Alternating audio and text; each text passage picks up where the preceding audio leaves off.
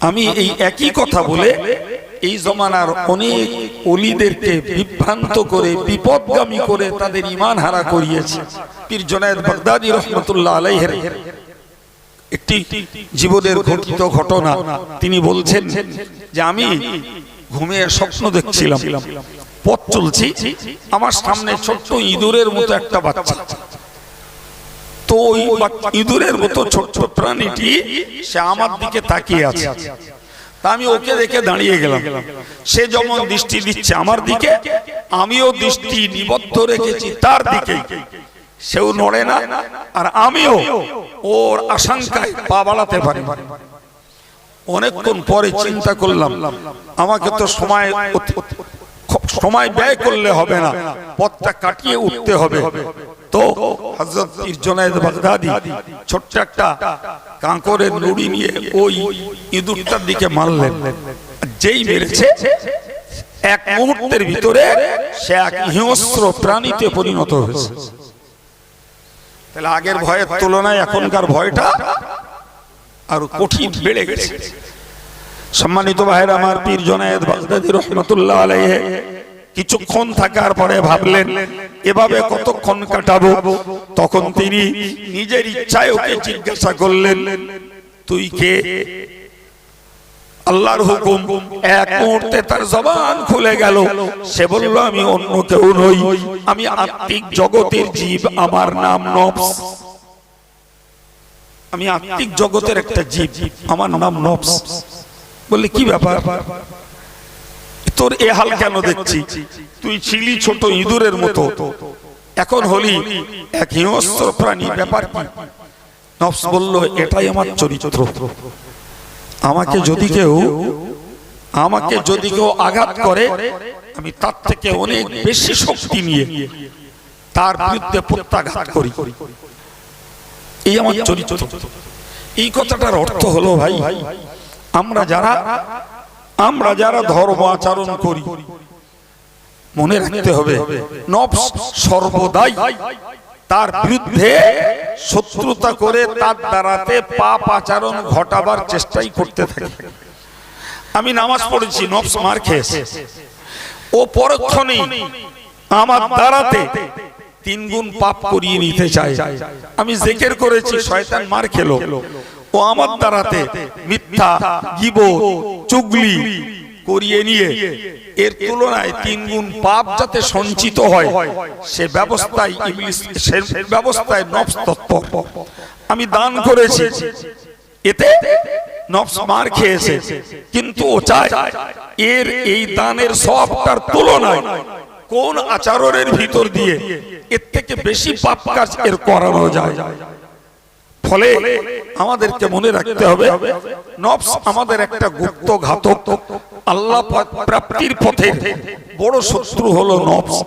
সুতরাং যখনই আমরা নেকির কাজ করব, আমার মনের ভিতরে যদি এর পরে উঁকি মারে, মনের ভিতরে যদি উন্মাদনা তৈরি হয় যে ওই কাজটা আমার করতে হবে, আমাকে তখনই এই আলোচনাটা মনে রাখতে হবে, যে কাজটার প্রতি আমার মন টানছে ওই কাজটাতে আমার পাপ নেই, তো আমি একটা নেকির কাজ করেছি, আবার এই দিকটায় মন যাচ্ছে। সুতরাং এই আলোচনাটা মনে রাখতে হবে যে নফস আমাকে এই নেকির কাজের পরিবর্তে সমধিক নয়, বরং তৎতুলনায় বেশি পরিমাণ পাপের কাজের দিকে আমাকে আকৃষ্ট করছে কিনা যদি মনে রাখতে পারি, তাহলে দুনিয়ার স্বার্থ, শয়তানের চক্র, নফসের উৎসাহ সবকিছুই আমার কাছে স্পষ্ট হবে। আমি বুঝে যাব যে আমি যে নেকিটা করেছি, আমি এই পদক্ষেপটা নিলেই তার তুলনায় পাপের পরিমাণটা আমার বেশি হবে। আমি সংক্ষিপ্ত আবার আপনার মাথায় দিচ্ছি, আল্লাহ প্রাপ্তির পথের বাধা দুনিয়ার মোহাব্বত, আল্লাহ প্রাপ্তির পথের বাধা শয়তান, আল্লাহ প্রাপ্তির পথের বাধা আল্লাহ ছাড়া অন্যের ভালোবাসা, জি, আর আল্লাহ প্রাপ্তির পথের বাধা নফস। ফলে আমাদেরকে নফসকে মারতে হবে, নফসকে মারতে হবে। আমি অনেক আলেম আছে মাগরিবে বাঙ্গাল আঞ্জুমানে ওয়াইজিদের ভালো ভালো বক্তারাও রয়েছেন, মেজো ভাই আছে, অন্য বক্তারাও আছেন, আমি বাড়াবো না। তবে এই কথাটুকু বলছি, মনে রাখুন যে আল্লামা রুমি বলেছেন, নফসরা না কুসরা বেগাইরে আজ জিল্লে পীর দামানে আ নফস কুশ মুহকাম বাগীর। নফসকে তুমি এমনি মারতে পারো না, এমনি মারা যাবে না। ওই যে জুনায়েদ বাগদাদি মেরেছে, মেরে জব্দ হয়েছে কি তার শক্তি আরো। এই জন্য আল্লামা রুমি বলেছিলেন, নফসকে কখনো তুমি তোমার গায়ের শক্তিতে মারতে পারো না। নফসকে তুমি মারতে পারো একমাত্র শুধুমাত্র জিতেন্দ্রীয় মানুষ, ইন্দ্রকে যারা জয় করেছেন, এই পীর ওলি বুজুর্গানে দ্বীনদের দামান যদি ধরো, তাহলে তোমার নফস জব্দ হবে, তোমার নফস জব্দ হবে। সুতরাং আল্লামা রুমি বলেছেন যে তোমরা পীরের দামান ধরো, পীরের আঁচল ধরো, পীরের কথা মতো নিজের জীবন গড়ো, তার কথা মতো তোমার দুনিয়ার জীবনটাকে তুমি আগিয়ে নিয়ে যাও, তাহলে নফস তোমার কাছে আবদার করে টিকতে পারবে না। নফস তোমার কাছে স্বাভাবিকভাবেই সে বিধ্বস্ত হবে এবং বিপর্যস্ত হবে। সম্মানিত ভাইরা, এই জায়গাটাতেও আজকের আমরা বড় অভাবী হয়ে পড়েছি। বড় পিসকে যখন শোনানো হলো যে আল্লাহ তোমার ইবাদতে খুশি হয়ে তোমার ইবাদতকে তোমার মকুফ করে দিয়েছেন, সম্মানিত ভাইরা আমার, বড় পিসকে বুঝে নিলেন এই আওয়াজটা অন্য কারণ না, এটা শয়তান। তিনি শয়তানকে বিদূরিত করতে হাওলা তালা হাওলা ওয়ালা কুওয়াতা ইল্লা বিল্লাহ পড়লেন। পরক্ষণেই ইবলিস তার আপন পরিচয় দিয়ে এসে বলল যে আব্দুল কাদের, আমি এই একই কথা বলে এই জমানার অনেক ওলিদেরকে বিভ্রান্ত করে বিপদগামী করে তাদের ঈমান হারা করিয়েছি। ইচ্ছা ছিল তোমাকেও করব, কিন্তু আল্লাহ তোমাকে ইলম দিয়েছেন, বুদ্ধি দিয়েছেন, তাই তোমাকে আমি বিভ্রান্ত করতে পারলাম না। হযরত বড় পীর সাহেব কেবলা আর এক টোপে পড়ে এক কথায় বললেন, তুই ইবলিস দূর হয়ে যা, আমি আমার ইলমের জোরে, বুদ্ধির জোরে, বিবেকের জোরে, হিকমতের জোরে বাঁচি নাই, আল্লাহ বাঁচিয়েছেন তাই বেঁচে গেছি।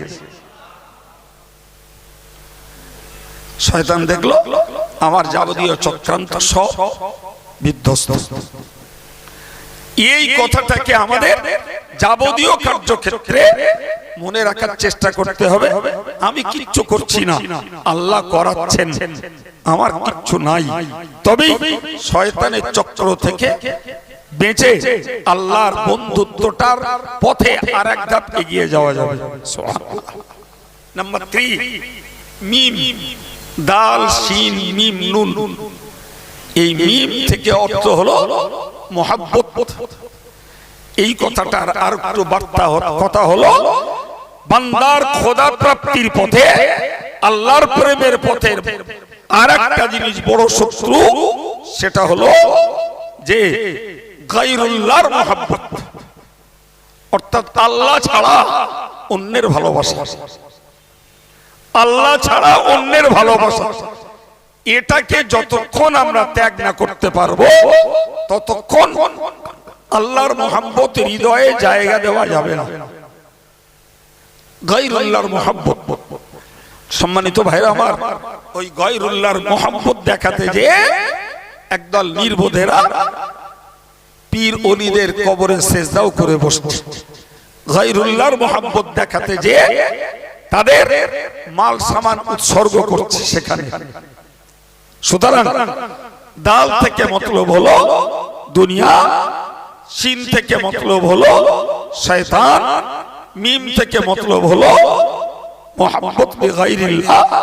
আল্লাহ ছাড়া অন্যের ভালোবাসাটাই আমাদের খোদা প্রাপ্তির পথের বড় বাধা। জি, নুন থেকে মর্ম হলো নফস। 4 অক্ষরের একটা শব্দ, দাল শিন মিম নুন, দুশমন। দুশমন মানে আমরা বাঙালি সবাই জানি শত্রু।